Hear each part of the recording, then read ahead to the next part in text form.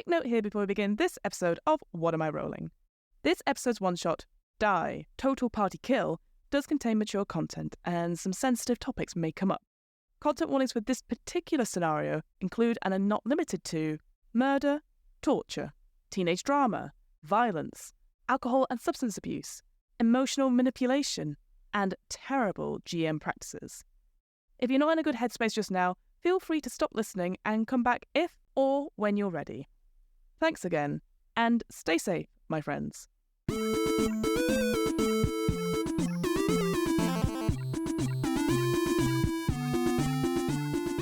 Hello, and welcome to What Am I Rolling? A twice-monthly RPG one-shot podcast, hosted by me, Fiona. This week, I'm joined by my friends Evelyn, Celena, James, Matthew, and Matt for Die, the Role-Playing Game, created by Kieran Gillen and Stephanie Harns, and published by Rowan, Rook and Descartes.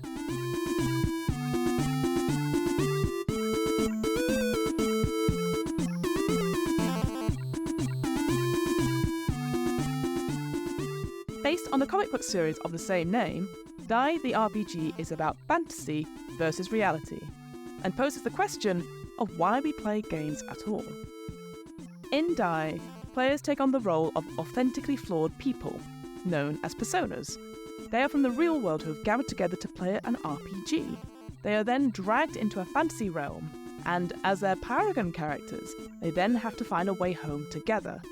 Or not, depending on what the case may be.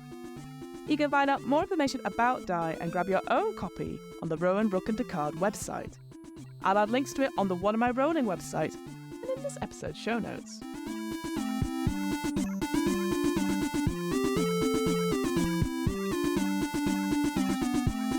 So, to start, let's take a moment to look at the overall structure of a Die campaign storyline, as proposed and laid out in the core book.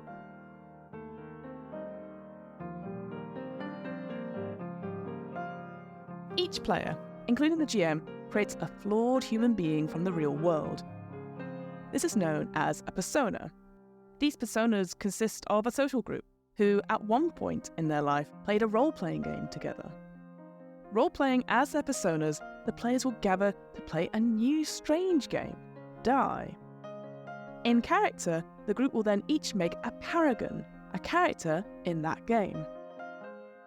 At this point, the personas are all transported to a fantasy world based on their old role-playing game, and are transformed into the paragons that they've just designed. The paragons will traverse this fantasy world, which echoes the personas' failings and losses. Eventually, they'll discover that the GM's persona, aka the antagonist, is ultimately responsible for bringing them here. In the climax of the adventure, paragons will confront the antagonist in an epic showdown and discover the truth, that they must all come to a consensus on whether they stay or leave this fantastical realm one way or another. In other words, whether the game will end or go on forever.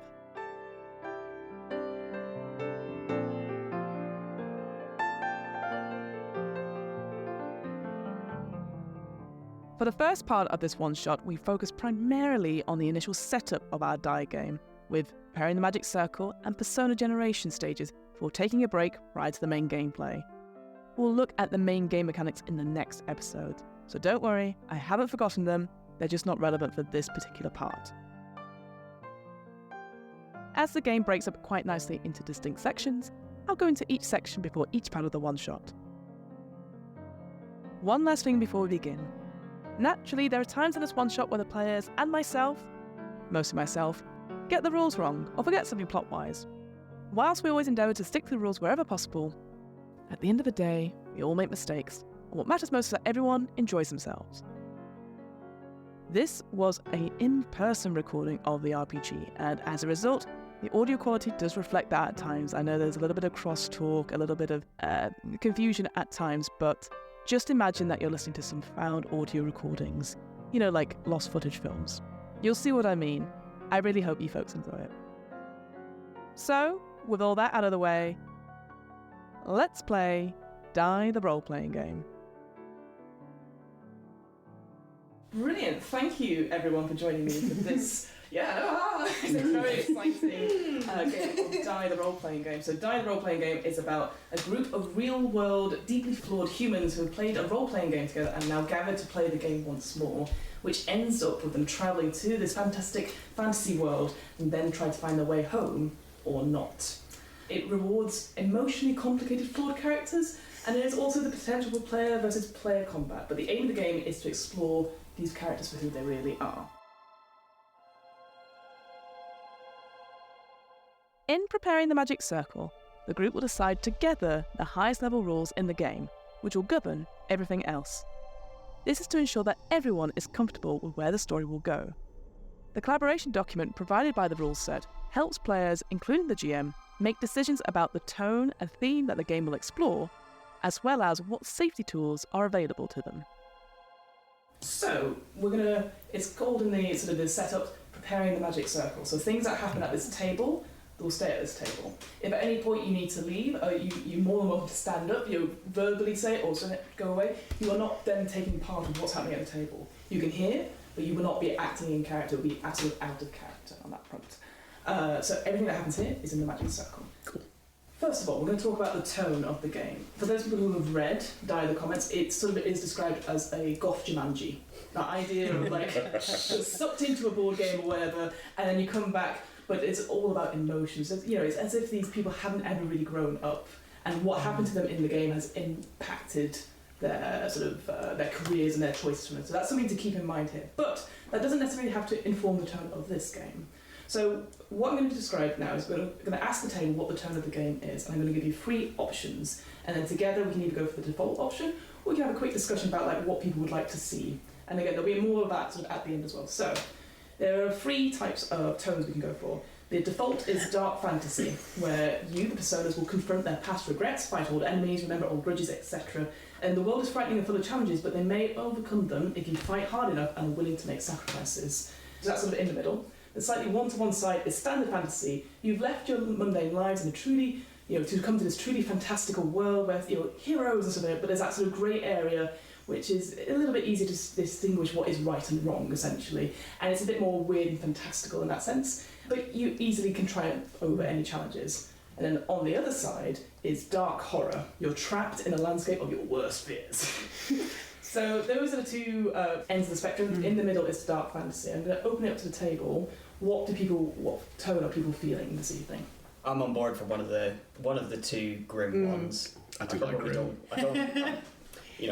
We've done fantasy. Hero. I've not forgiven people enough. I've damaged enough monsters. I'm ready to be damaged myself. Wow. God damn. Yeah. I'm open to any of the other ones. Mm-hmm. I would be happy with dark fantasy and the middle one, standard fantasy. So dark fantasy is the middle one, dark horror. Sorry, dark horror, yes. So dark horror is definitely used. Unlikely you'll come over these challenges. There will possibly be more sacrifices on that front, if you see what I mean. It's definitely more grim, dark. If you, again, in a D&D context, definitely more Ravenloft, Domains of Dread, Strahd, that sort of thing, where it's very bleak, nothing's great. Whereas dark fantasy is a little bit more give and take. I'm up for some balance. I am a slight baby when it comes to playing games. There's a reason I haven't managed to complete Zelda yet. Largely because I prefer doing these. I want to do the side quests, and it's so much more fun. Zelda, that famous dark horror game. Yes, it's dark, yeah. Sounds good. To me. Especially after the main hero, Link. A creature of time forest temple is terrifying. I don't want anything about it. Oh, yeah. I feel like the instinct is dark fantasy then, and that is the balance. Yeah. Sure. No, that is the default. Yeah. And again, all these default options come from the comics themselves as well. That's it. We get to dip the toe. Yeah. Brilliant. And the toe comes off. That's the dark horror section. No, we're not giving clear instructions. The next question is about inter-party conflict. So how are we going to treat direct conflict between player characters? So there are 3. I know. Sorry. No, it's funny. No, because it's funny because you don't. That sort of thing with this admin, you're like, oh god, do we have to go for this? It seems so weird because normally it's oh, you're being really silly, fuck it, that sort of thing. But it's just interesting. Certainly with this sort of game, it's kind of can be quite intense. I feel like it's the comedic extreme that my brain went to, which is like, well, you're not playing then if you don't like your actions. But yes. So the three options we've got, so the one in the middle is during the climax, so sort of the ending of the one shot, direct conflict between player characters might emerge, but is otherwise not featured as part of our story. On the sort of early side, or the one side is no direct conflict between player characters at all. Or, the other extreme, direct conflict between player characters is possible throughout the game if the narrative demands it. So those are the sort of two extremes, and then the one in the middle. And the one in the middle emerges in sort of the climax of the story. That is the default setting for the comic. So, what do people feel about that? I'm A-okay with middle or the more conflicty one. I'm not scared. Yeah. She stuttered. You will be. As long as it's my character, it's fine. That's the thing. I think like one of the benefits of playing in a group that actually like plays together quite often is we can feel safe together because we know it's not personal. Yeah. It's exploration, which is very fun. And we are naturally, but quite mixed. That's my one concern is it going to go off the rails if we have the option of like conflict straight out the gate? Yeah, that's a very valid point. I'd like to remind you who is at the table. So yes. Yeah, no, that wasn't my point. We have designed a bunch of cartoons for that game. And then I guess the other thing is just, I'm sure everybody knows this, but just almost as a reminder, my character or my paragon is able to control and manipulate people's Which is emotions. going to be the next question. Okay. So exciting. So bear that in mind when we're talking about how we can I think conflict. I'm very comfortable on the extreme end of like inter-character conflict. Yeah, I think Inter-character, that'd be inter-persona fun, conflict, but yeah. I mean, I'm happy to go dial it back. Could we make a game time decision on it if there is a narrative reason that one of our characters needs to? Absolutely. Yeah, I think that that's sounds it. cool. Because the more extreme option is still if there's narrative reason. Like, don't pick a fight if you don't think your character would. Yeah. And That's my slice of pizza. yeah. Yeah. If I'm like, no. Perfect. So For the audio, he was doing thumbs up. So if that comes up, just say pause.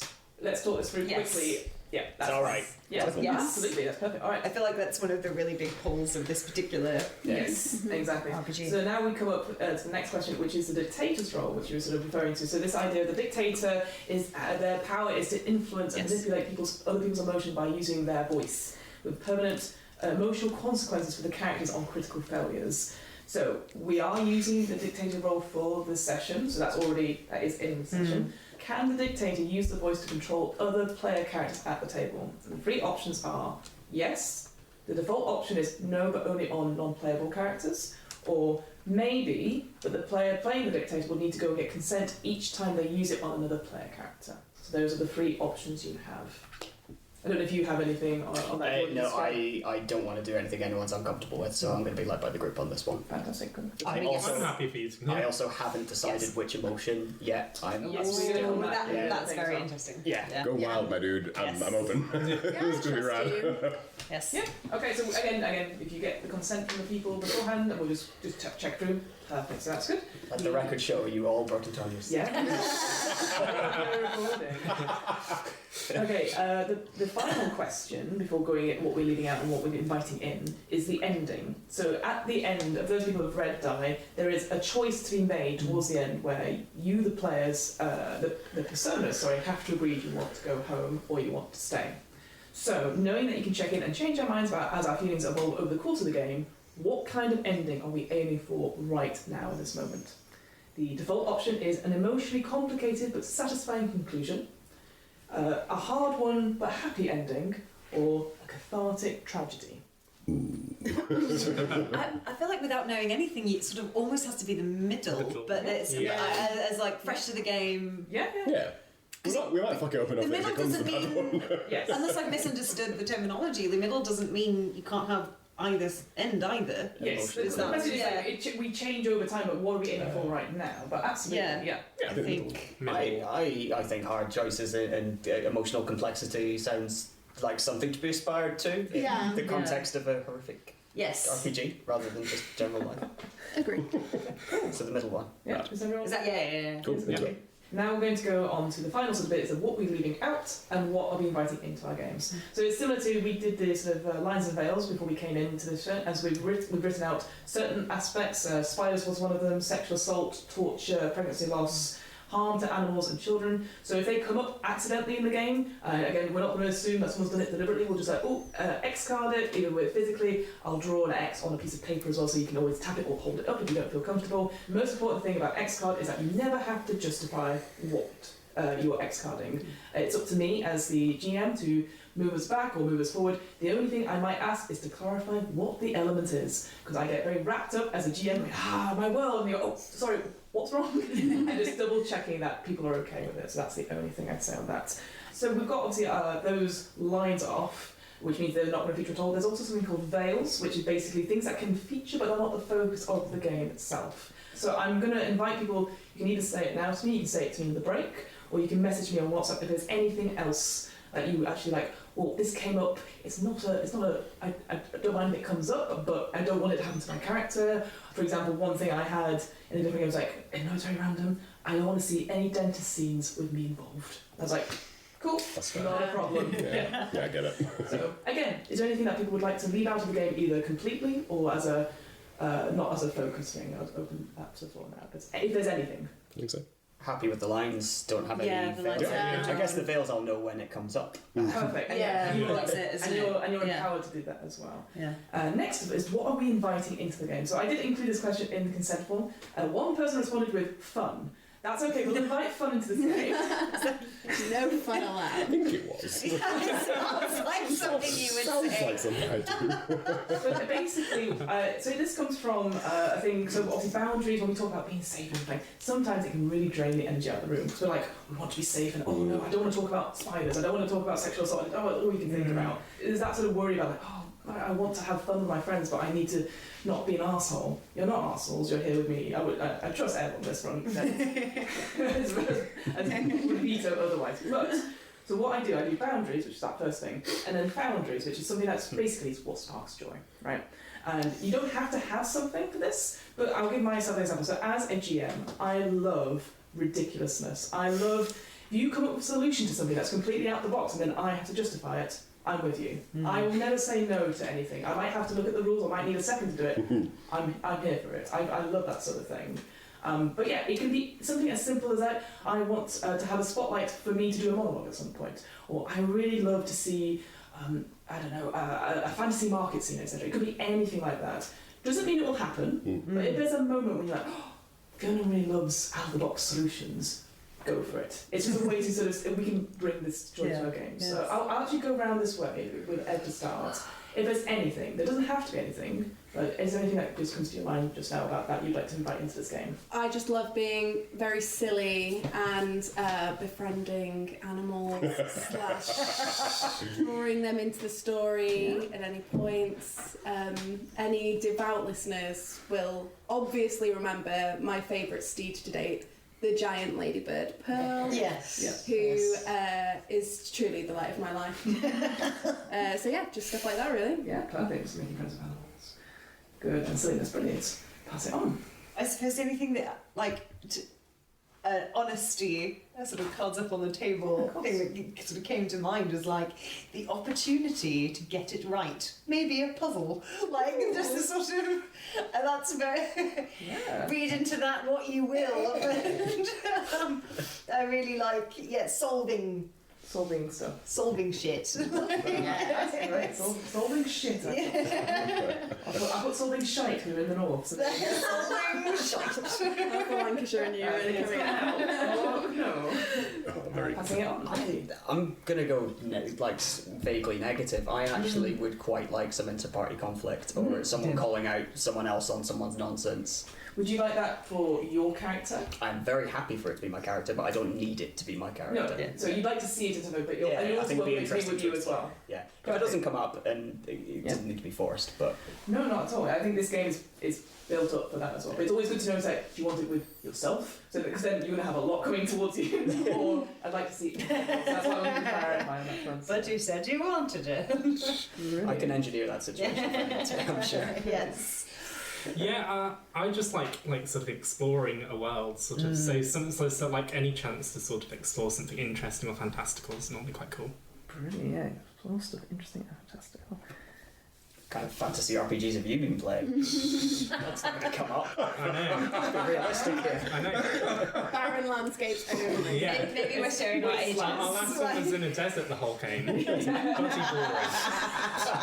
Welcome to Infinite White Plainland. Welcome to the astral plane. And finally, it's anything like this. We want to invite into the game for yourself today. Action bits wise, I grew up watching a lot of like basic bitch anime, so shit like Dragon Ball Z. I love like the opportunity to do some really daft, over the top, hype action nonsense. I have picked a certain character class. I don't want to do daft stuff. Beautiful. No, I love that. Thank you. In Persona Generation, the Game Master will explain the concept of Die the RPG and ask questions of the players to define the messy, real-world personas who will be embodied at the table. These questions will help ascertain how the personas know each other and flesh out what their backstory is prior to coming to the game. Once the questions are completed, the Game Master will call for a short break and encourage the players to step away from the table. When they return, the players will be sitting down as their personas. For this particular one-shot, I used the quick start scenario, Die Total Party Kill, which involved the players having a fraught relationship with the GM of their old gaming group. As the GM of this particular one-shot, it makes sense that I would be playing the persona of the GM of the old gaming group. And each player got to decide the details of the fraught relationship their persona had with mine. Prior to recording, I got each of the players to select a pre-generated relationship to help define their initial connection to the GM.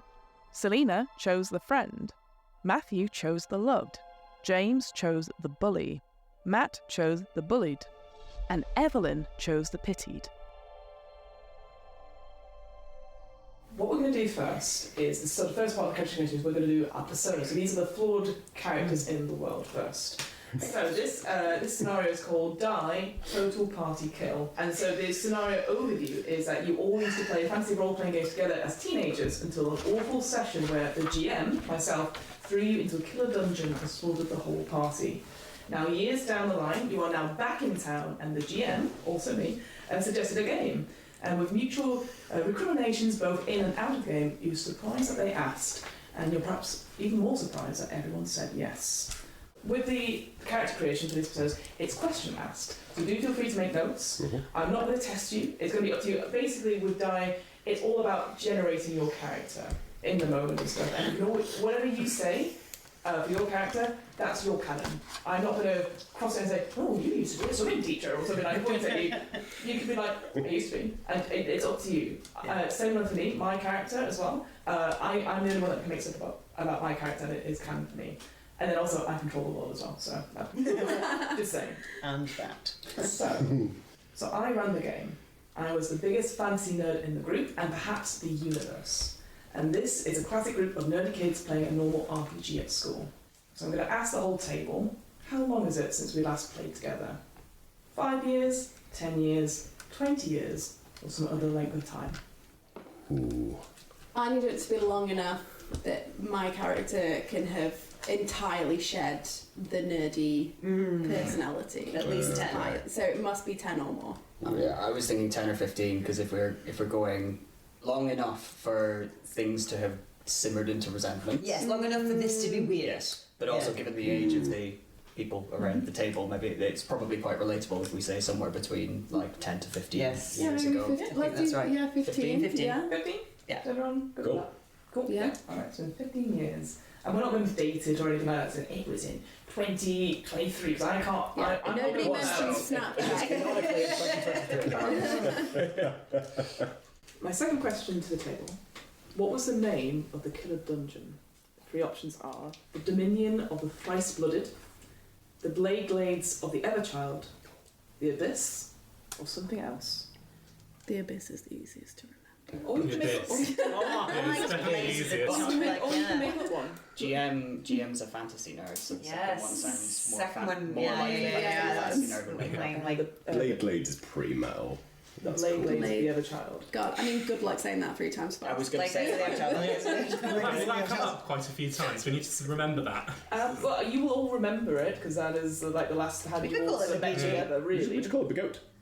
the goat. The game. Blades of the other child. That's what I was like. What?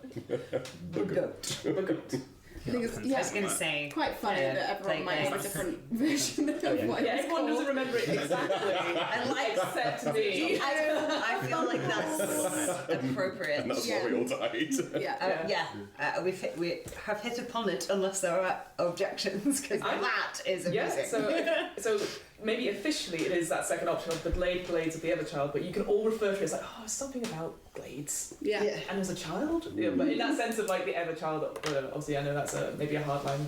On that front. So, Bay of Glades of the Ever Child, just so I know what I'm butchering. Blades. Blades of the other Blades. child. The ever Okay. child. Sword Meadow. Of Anti-ager. Swordgrass. Healthier tail. Alright, so before this recording I asked each of you to obviously select a paragon which related to a role in this.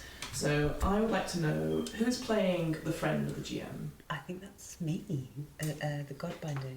Yes, I think it is. I should have written this down, shouldn't I? Let me double check. Yes, you are playing the Godbinder, Yes. who's the GM's best friend. So I have questions for you. Oh, excellent. So, you were the GM's best friend. You were their confidant. What bonded you together? You have 3 options. You both loved the same geeky stuff. What especially did you love? You kind of hero worshipped them and hung off their every word. You were the first 2 queer kids out at school, or something else. So when this was first sort of posited to the group, my brain went to we've tried to achieve something together. Personally, me, Celena, not the persona, reminded me of my very good friend Lucy. We've won mooting competitions and we've worked together in the war and we've won something together. Like we've bonded over achieving I love something, and that kind of was what came to my head as the sort of I love that. potential for something else. But I don't know what if That's perfect. Yeah. Because these are just options to quickly go through. I love that. What would you say it was that we bonded over? What did we achieve together? What did we go for together? So if we've not worked together for 15 years, it's so easy to go back to life, and I suppose that's the point of this game. But feel free to draw on that experience. Debating society or something like that. Exactly. We have won a debating competition to get and we truly saw off every part of the competition. It was and it was because we understood each other. Yes. And each of our techniques were different but complementary. Yeah. And it was that kind of bond. I love that. And the tweak I'd make to that is that it featured in a newspaper or something. Oh, amazing. Yeah. Yes. I love that. I think that's really cool. Who's playing the loved? I think that is the one that GM loved is Neo. Yes. Yes, so I have a question for you. So the GM loved you the most, whatever that means. Why did the GM love you? 3 options if you want them. You were their wise older sibling. What did you know better? You were their out-of-control crush. How did you respond? You had the best taste and knew everything. What were you the expert in? Or something else? I like the first one. The first one? Yeah. So you were their wise older sibling. So what did you know better than the GM? What do you say? Maybe sensibleness. I don't know. Sensibleness. Sensibility. That's the word. Yeah. I don't know. What did you know? Yeah, no, I think that's quite a difficult question. These questions are supposed to be hard. Do not worry. There's no right answer. I think, but if it's helpful, you got everything straight away. Maybe there's a bit of a struggle for her, but you were, no matter what, you were sort of you know it and you could get it right. You didn't have to ask questions. Yeah. Perhaps something like that. That's helpful to you. Yeah. Cool. Fantastic. Okay, next up we have the bully, who I believe is the dictator, the one who bullied the GM. So Yes. Hello. Sorry about that. Well, we'll find out. Are you? So the question is, how did you bully the GM? Your 3 options, if you wish to take them. You were physically powerful. How did everyone else know that you were tough? You were wickedly socially manipulative. How did you hurt them? You were smarter than them and made them feel dumb. What did you excel in? Or something else? So out of those 3, the second one appeals to me more. I don't see my persona as particularly physically strong. Yep. I also don't see them as being particularly standout bright. I'm not gonna beat you in a debate, certainly. So I think I was socially manipulative, but not in a particularly cunning way. Yeah. I think, and you know, if you have different views, let me know. Oh, but please. I think you knew that I was doing this. I think you knew that I was kind of talking behind your back and spreading stories about you, but you kept inviting me to play. Yeah, maybe you RPGs. had maybe you had other connections to other people, and people were like, oh, but it's so good. And you're like, yeah, definitely. And I think it probably, I mean, this is going beyond the bounds of the question. Please. I think it probably eats away at me a little bit that I don't know why you kept inviting me there. Beautiful. So, yeah, I it's love that. a little bit of confusion as well as everything else. It's almost like you have. Not that I'm referring to any particular friends that I have, obviously, but like, you know, those sort of jellyfish friends are always like, oh, you've lost weight. You look much better for it. You know, it's that kind of possible level, perhaps. It's not out and out malicious, but it's little niggle things that just eat away. Yeah. Possibly. Yeah. I think that's Given right. it was 15 years ago, it was negging. It's gonna be massive. It's gonna be massive. It's really, it's really healthy. Really good thing to be doing. Okay, now it's the bullied, which I believe is you, because that is the emotion, like the one the GM bullied. So you're someone that the GM treated badly repeatedly. Why? And your 3 options, should you wish to take them, are: you were a younger sibling. How annoying were you? You weren't as bright as the GM, and the GM mocked your every mistake. Was the GM right? You were a hang-along friend of someone else who was cooler in the group. Who was it? Or something else entirely? I quite like that third one. Like a bit of a hanger-on who came in and was kind of desperate for the validation of this new group of friends. Yeah. And sought validation in the form of making lots of stupid jokes, which were put down Yeah. quite vocally, maybe by the GM. Oh, yeah, I love that. Who would you say out of these people here that you were a friend of? The cooler friend. We've got the person who won the debating competition, we have the older sibling, and we've got the currently socially manipulative person over there who will define the relationship in a second. Maybe a friend of the older siblings, just like, just kind of hanging out. And it's like, oh, well, can I come play or whatever? Yeah, perfect. Yeah. Brilliant, love that. And then finally we have the pitied, the fool. Many people treated you badly. The GM seemed to take sympathy for you though. Why was this? Your options are: you were poorer than anyone else. Why? And obviously you can interpret it however that means. You were targeted by bullies at school for something. What? You were the younger sibling of another player. Who? Or something else. I think the first one appeals to me, that she was poorer. Yeah. Why? Came from a broken family, and so probably just in a single parent household, didn't have what everybody else had, felt that everyone else's lives seemed a lot more perfect than hers, and the grass was just always greener, and felt a lot of sadness because of that. Yeah, very good. Alright, I'm now going to go around the table and ask some more questions of each player. Now we sort of define that sort of thing. And we're going to go, from my side, we're going to go clockwise. We're going to go this way first. So starting with yourself. Hello. Hello. At school, what was your hope for the future? I have some options if you want them, or we can just... Is there anything that springs to mind just now? To have a group of friends that accepted me, to have like kind of... Never had a best friend, would like really wanted to have someone that they could call an actual best friend. Never really had that. Yeah. So hopefully would you be the one to be surrounded by loved ones or family or friends? Yeah, friends who liked me for me. Yeah. Yeah. Love that. Same question to you. Was that as in like hopes for the future in like a sort of like, for example, when that was like friendship sort of thing, or is that hopes for a future as in like career life? However you defined it. It's what you were in this persona at school. What was your, is it almost in a yearbook? most famous for, will be seen in, etc. Wanting friends. Hey, vulnerability is very cool right now. My page in the yearbook was just me.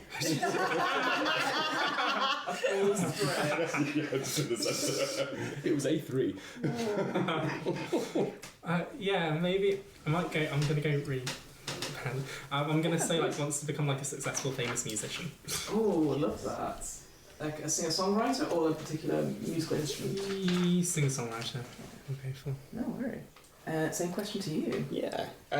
This is not what I would have put in the yearbook, but I think I would have wanted to be noticed and to be sort of become the centre of attention rather than the person who's connected to everybody and not at the centre of any of it. Just to be. I'm struggling to articulate it. I mean, I guess because it is a hard question, but I think because you're the way you describe being socially manipulative, I see. Please correct me if I'm wrong. Someone who is a bit more aloof, perhaps. You're not like if you're not centre of the pack already. It sounds like you're a bit of a loner, maybe a bit. Yeah, how I see it as a goth kid. Yeah, that's sort of thing. You're like, silly little game. I guess I'll play it. That sort of thing. So maybe playing that. I think it's some of it's aloofness and some of it is just jealousy. Like it's born of jealousy of seeing everybody else seems to make friends so easily. Everybody else has they have the best friend or they have the older sibling. And I think some of the social manipulation was to try and be that kind of the confidant of somebody else, but it doesn't really work if you're going around spreading stories carelessly behind people's backs. So, so I think that's right. Yeah, I think you're jealous in some way. Yeah, you gotta have that. Kids, man. Yeah. Oh, yeah.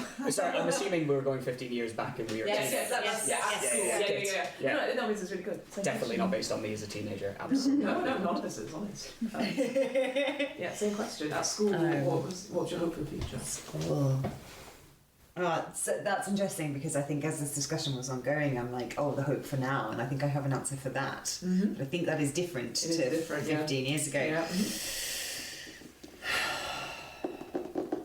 I've got some options if it's helpful. I think it's to be on top, as in it's what I alluded to earlier personally, as in that sort of that desire to be right, get it right, to be the A-star student, to be on top. Be on top. So you have to be. So being in a high flying position, whether it's at like school or a job, but you. Yes. So whatever it is that I wanted to do 15 years ago, to be doing it and acing it and like having achieved it easily, like high flying, best in the field. Exactly. Yeah. Ironic. My surname is Field.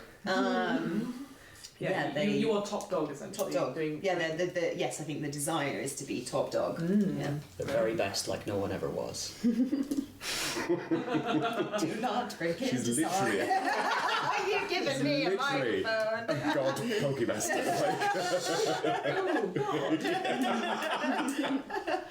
And finally, yourself, Evelyn. Rich, just so rich. so rich. Yes, that makes a lot of sense. Completely untouchably rich. That's it. Perfect. Very good. I think she wants to be rich. Team. I thought that the third time, but I wasn't sure. Sorry, it was rich. Oh yeah, of course. Yeah, sorry.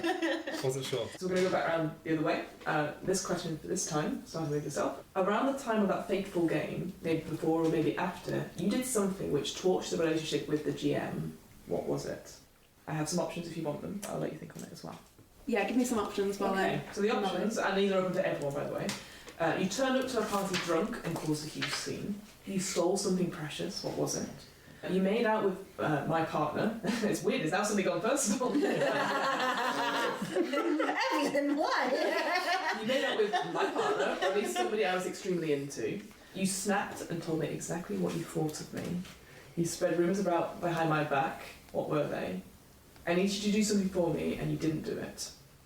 I think I stole something of yours that I'd coveted for some time. I think it was a necklace that your potentially departed grandparent gave to you. Yeah.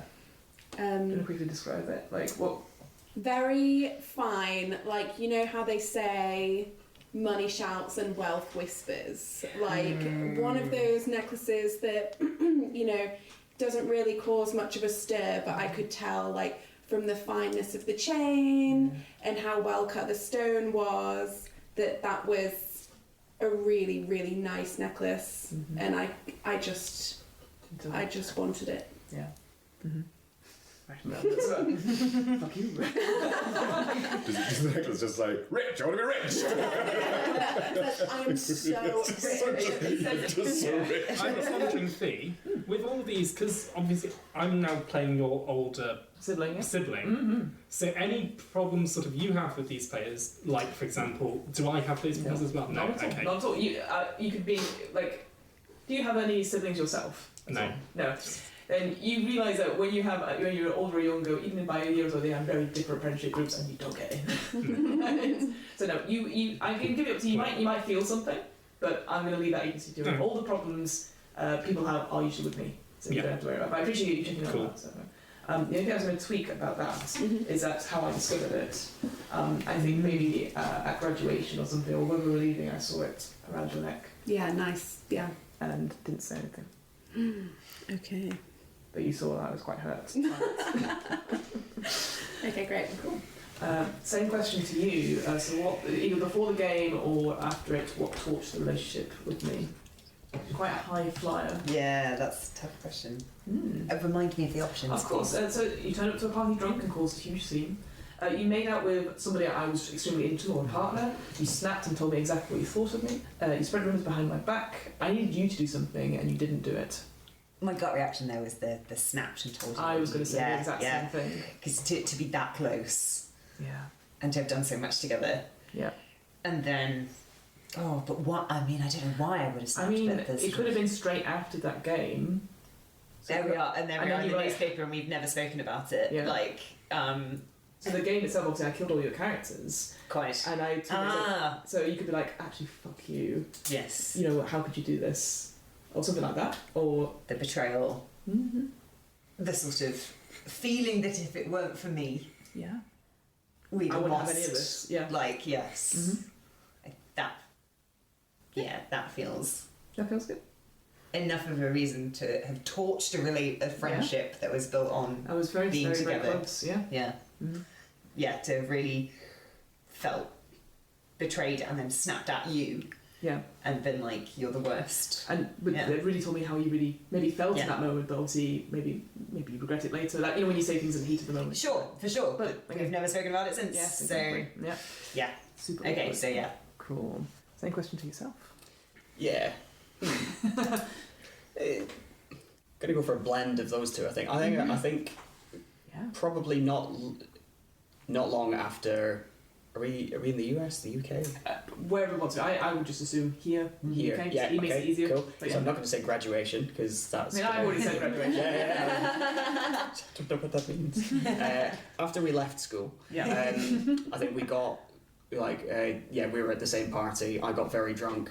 I think I admitted to all of the stuff that I'd been saying behind your back, and I think I tried to apologise, and I think I got very angry when you didn't immediately accept my apology, and I did that thing of like, well, I've apologised. Like, what's the problem? What is your problem? And then I started going more into the, Yeah. you know, this is your problem now. Yeah. And then I've apologised. Yeah, doing it all then. Oh. Gutting. Love it.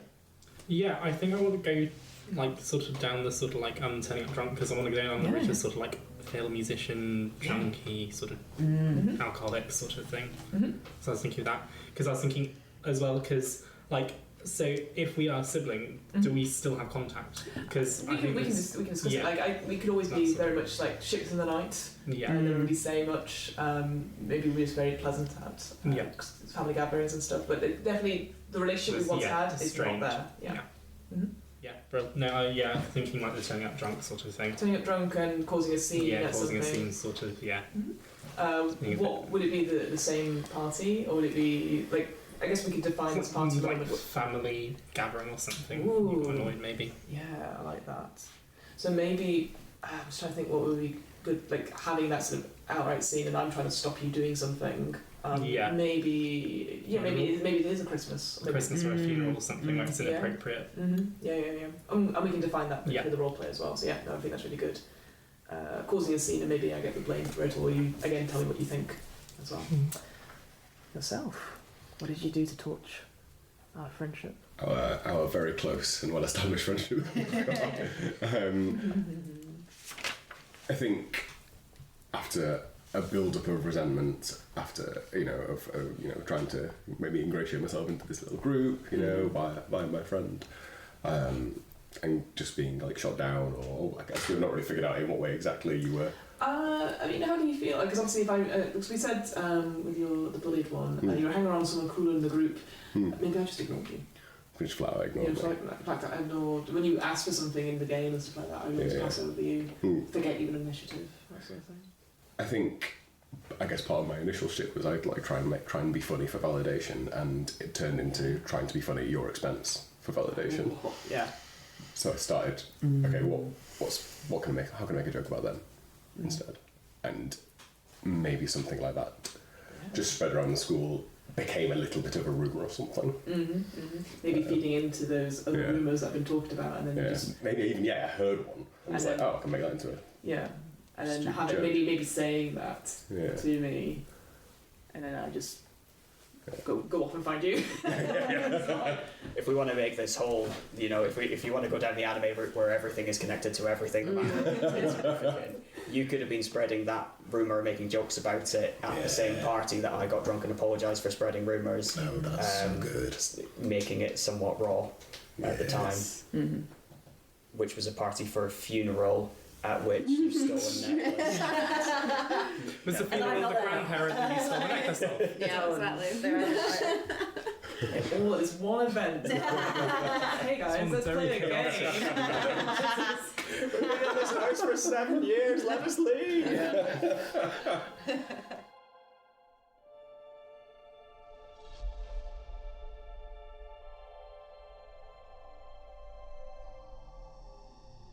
Time has passed. You're much older now.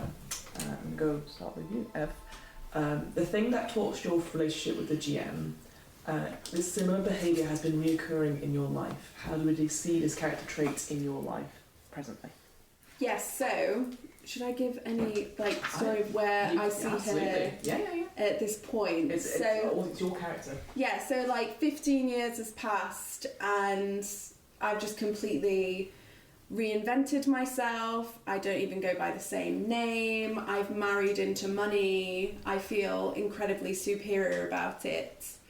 But that little girl inside who didn't have money and was maybe picked on by these people who've had it their whole lives, I still feel a lot of resentment towards, and so I'm still relatively light-fingered around them where I feel I can get away with it. And when I don't get away with it, I blame it on their house help. Very cool. Love it. I think that's great. Follow-up question. The hope for your future, so what you originally did, hasn't worked out. You either didn't get what you want, or at least it didn't make you happy. Why was that? Yeah, so I'm still miserable. Still completely miserable, because what relationships I did have when I didn't have the money were much more genuine than the relationships I have now. What family I did have doesn't speak to me because they think I'm hoity-toity now, and I am too proud to go back and try and fix things. So I got the riches in terms of wealth, but not in terms of my soul. In terms of family, are you married, single, divorced, have kids, anything like that, or are you married to someone incredibly wealthy, no kids, get left alone a lot because they're always working. Final thing for you, with the bad blood in the room, why did you decide to come to this game? There's a small part of me that thinks that maybe I can go back, maybe this is my one chance to rekindle some of that genuine relationship that I had when I was younger, and now that I've seen that riches aren't all they're cracked up to be, maybe there should be something more real in my life. Thank you. And can I ask, what is the name you were going to be using for this game? Okay, so formerly Philippa, I am now Fontina Quincy Coots. That's amazing. What I will ask, if that's all right, when we finish, put a name tag and just put Fontina. You want to do brackets Philippa? Can do. Yeah, so other characters feel free to misname me because you'll have only ever known me as Philippa. Yeah. Blades of the... Oh, no, wait. Beyblades. Hidden Dragon. Can I just check pronouns that she had? Yeah. Fantastic, thank you so much. Same questions go to you, Celene. So the thing that torched our relationship, similar behaviour has been recurring in your life. How do we see this trait play out in your present day? I have just ended a long-term relationship. I think the calling out of behaviours, rightly or wrongly, I obviously feel rightly, we're maybe still in that hideous stage of being in the same apartment and needing to figure out what happens next. It was rented, it's not in any particular person's name, we both have to find somewhere else, but fine, and I'm just pushing that down. But it's because I've said something like, oh, I don't know, oh, you're always giving of everyone else but it's not to me, or something like that.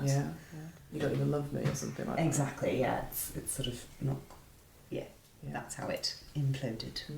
Your hope for the future hasn't worked out. You didn't get what you want, or at least it didn't make you happy. Why was that? I think it didn't make me happy. What I really want is peace. And to be true to who I am, rather than this sort of projected image of success. Does it scare you, I guess? Yes. Yeah. Yes. But I'm so desperate for it. Yeah. To just be vulnerable. Yeah. Obviously you sort of mentioned that you coming to the end of a relationship, divorced, or just like a long... No, probably a long-term relationship. Yeah. Kids at all, or anything like that? Pets are included, by the way. I have not had pets as an adult, so I'm going to say no because I don't know how to play it. And then the final... I feel like it'd be too heartbreaking. No, again, it's just interesting to know, because again, that's the detail, isn't it, that comes out. But yeah, absolutely. And then with the bad blood in the room, why did you decide to come back? That was the last time that I remember feeling like I was on the right path. And for this one shot, what would be your character's name? The temptation to say Celena Field is so high. I really want to say Anastasia for some reason. Anastasia. Kelpie? Anastasia Kelpie. And just to check, is it she, her? She, her. Fantastic. Thank you so much. Currently in witness protection. She's separated from them. I don't know what all the thinking I have not thought about a name. I know, it's alright, no worries. We'll go same for you, my friend. So the thing that tortured our relationship, similar behaviour has been occurring in your life. How do you see this trait in your character now, or your persona now? I think now it's sort of repressed a little bit. I think the less than ideal interaction that we had at the party, I think that was part of a pattern of behaviour of, swirling hormones combined with, readier access to alcohol and deep-seated resentments of the fact that I didn't seem to be capable of making any meaningful connections. So I think I just procedurally went round torching relationships in that fashion, unintentionally, one at a time, until I realised I got out of the kind of the hormonal thing and realised I didn't have anyone's left to torch. And I think I had a bit of a kind of a revelation at that point, because of course you would at that stage. And I think I am very different. I'm much quieter. try not to say too much. And I think so. The impact of it has been, it was a kind of seismic, catastrophic thing that happened in my teenage years that I'm still struggling to recover from. And Yeah, thank you. cheery stuff. No, but it's true. You know, we go through these big changes and stuff, and they don't see it. You know, we don't see it until much later that you were the common denominator in all those friendships, and all those friendships came to an end.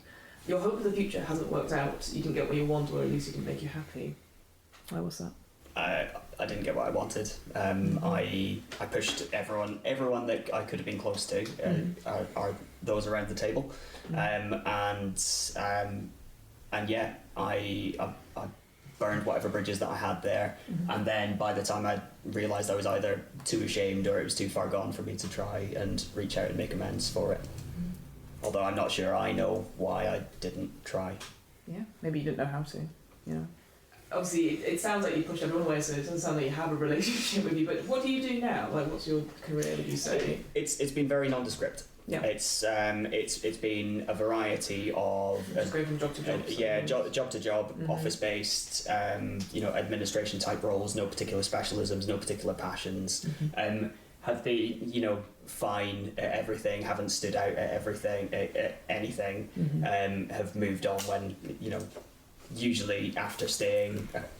Probably, what were 15 years? So yeah, probably moved on a couple of times, having spent a couple of years too long in the roles, with people saying, maybe this isn't actually the thing for you. Yeah. So yeah, not doing anything I'm particularly passionate about. I guess, what would I be doing at the moment? Maybe I am doing some kind of file auditing at a company. I don't really understand what I'm doing. Monkey see, monkey do. Yeah, gets you through the day in, day out, final question for you. With the bad blood in the room, why did you decide to come back? Tell me if I've missed something about the scenario, but I think my answer to that is because I was invited. You were invited. I was invited. But why did you agree to come? I guess you didn't have to? Because I was invited. Very good. And on a deeper level, curious as to why I was invited. Perfect. Fantastic. Very good. So what's your name for this one shot? I think I won't go with the surname, I'll just go Alex. Alex. And I'll say, was he him at high school and is now they them? Wonderful. Yeah, so the thing that torched our relationship, similar behaviour has been reoccurring in your life just now. What character traits, what is the character trait? Yeah, so it was mine was about the booze, and I wanted to go down the route of sort of like the alcoholism and drug use, and which ties into the second question about sort of like the musicians. I'm going down the alcohol, drug use, too much partying sort of thing. So would you say that although you are doing what you wanted to do, so it's not as successful? It's in the second gen. Well, I'm not sort of fully famous, but I've got a fan group. But it's more of a sort of, just because I'm on tour so much, that just feeds to an alcohol addiction and a drug use. Would you say that? Again, this is just me trying to help, think of some other things. I think it's a really, really cool character concept. Is it got to the point that you have maybe past your prime a little bit? Yeah, a bit. Yeah. And so people couldn't see you, but they're not. It's not as good as he was. Yeah. Oh, it's the drugs and that sort of thing. Perhaps that that's sort of sort of past his prime as a musician, but sort of still touring, but not giving up the party. It's probably still making money. Like if you sing a songwriter, you're probably writing hits, and other people doing them, they're doing it much better. So maybe that jealousy there as well. Do you have any relationships or kids or anything like that? No relationships. He might have kids and he doesn't know. or doesn't care. Love it. Yeah. He doesn't know and doesn't care if he does. That's cool. And with the bad blood in the room, and obviously we've established that we're siblings, why did you decide to come? To hopefully try and mend our relationship. And can I get your name for this? Mike. Yeah, buddy. And can I just check pronouns as well? He, him, yeah. Fantastic, thank you. Uh-oh. So That's the end of the podcast. Credits roll. We did it, guys.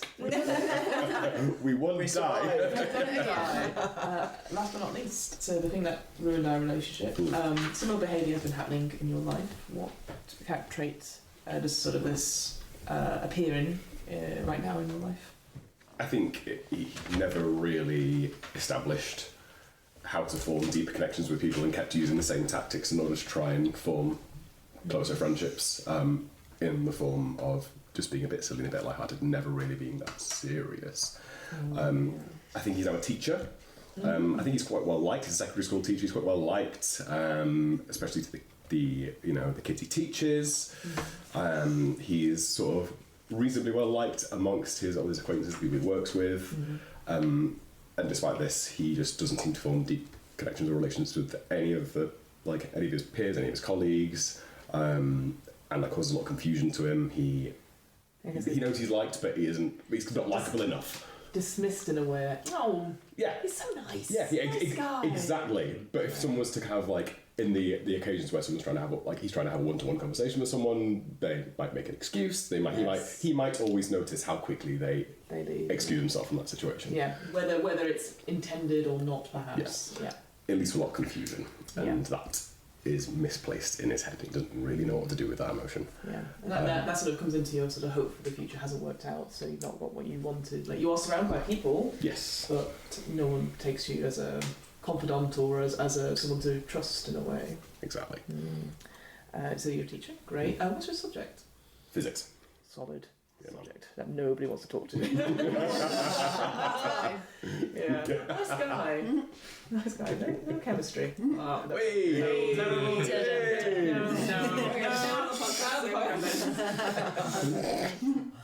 I'm guessing no relationship or kids or anything like that? Nope. No, very good.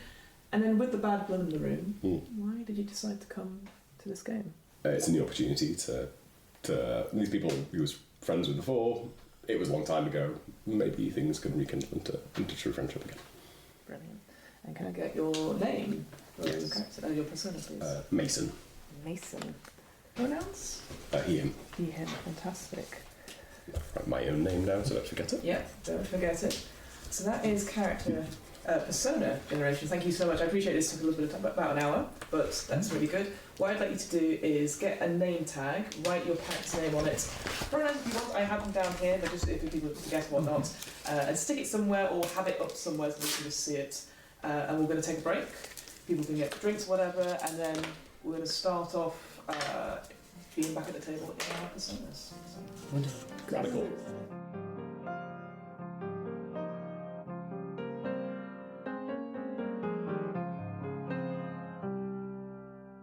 So, to recap personas and to introduce my own persona. I'm Fiona, and my persona is Vicky. I ran the game. I was the biggest fantasy nerd in the group, and perhaps the universe. Celena's persona is Anastasia, my ex-best friend who used to win debating competitions with me, before snapping and telling me what she really thought of me. Matthew's persona is Mike, my wiser older brother who turned up to a party drunk and caused a huge scene. James's persona is Alex, a jealous, aloof bully who made up rumours behind my back and then tried to apologise once I found out.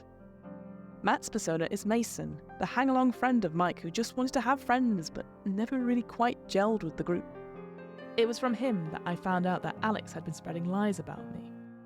And finally, Evelyn's persona, Philippa now Fontina, my friend who is less well off than the others, and for whom I pitied. She stole a necklace from me which belonged to a grandparent, and I discovered this theft on the day of our graduation. We all used to play fantasy role-playing games together as teenagers, until an awful session where I threw them into a killer dungeon and slaughtered the whole party. Now, years down the line, they're all back in town, and I suggested a game. With mutual recriminations both in and out of the game, Anastasia, Mike, Alex, Mason, and Fontina were surprised that I asked. They are perhaps even more surprised that everyone said yes.